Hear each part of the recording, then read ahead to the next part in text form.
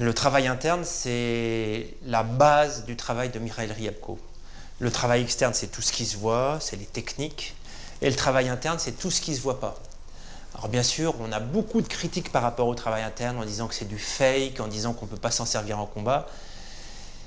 C'est vrai que si on ne travaille que l'interne, ça va être un peu inefficace au niveau du combat, mais le combiner avec l'externe, ça donne toute la force de ce qu'on ne voit pas.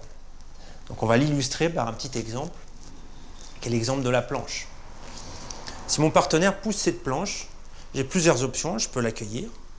C'est ce qu'on fait au Aikido, systématiquement on se sert de la force de l'autre. Je vais avec et puis je travaille.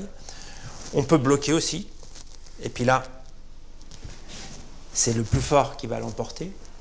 Et il y a une troisième option, c'est-à-dire que je vais placer la planche de telle façon que ça va rentrer dans son épaule. C'est-à-dire que quand il va pousser, au lieu que la force aille vers moi, la force descend de son épaule vers les lombaires et s'il pousse vraiment, normalement, il se repousse lui-même.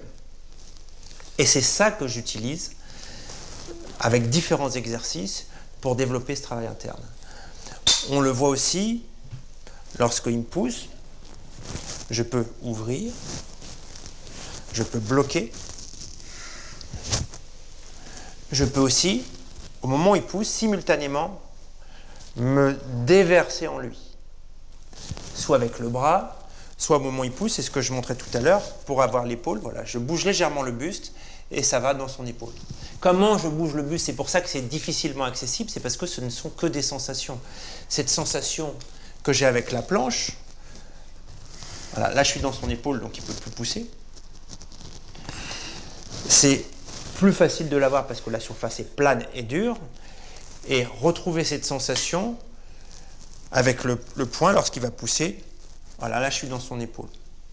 Et c'est ce qu'on va faire dans différentes manières de saisir, de pousser. Ça se passe aussi dans la saisie, quand il me saisit par exemple en collier, bien comme ça. Soit je vais dans son sens, c'est ce qu'on fait habituellement au systéma, donc je me rentre dans son mouvement, soit je bloque et là il prend, s'il est fort, voilà. Soit je vais aller dans ses lombaires, c'est-à-dire quand il rentre, hop, je me déverse en lui. Et la sensation qu'il a, c'est au moment où il me saisit, c'est comme si plus il met de la force, plus il se mettait au sol. Je ne sais pas ce que tu vis, toi. Ah, complètement. Et une contraction directe dans les lombaires. Donc très désagréable. Voilà. Et le travail interne, il est, pour le travailler, quelque chose d'essentiel, c'est de demander à votre partenaire ce qu'il ressent. Si on n'a pas le retour du partenaire, on va naviguer vraiment à vue. Et le retour du partenaire, c'est la tension de l'épaule, c'est-à-dire, tu vois, la tension de l'épaule et la tension des lombaires, et quand tu serres.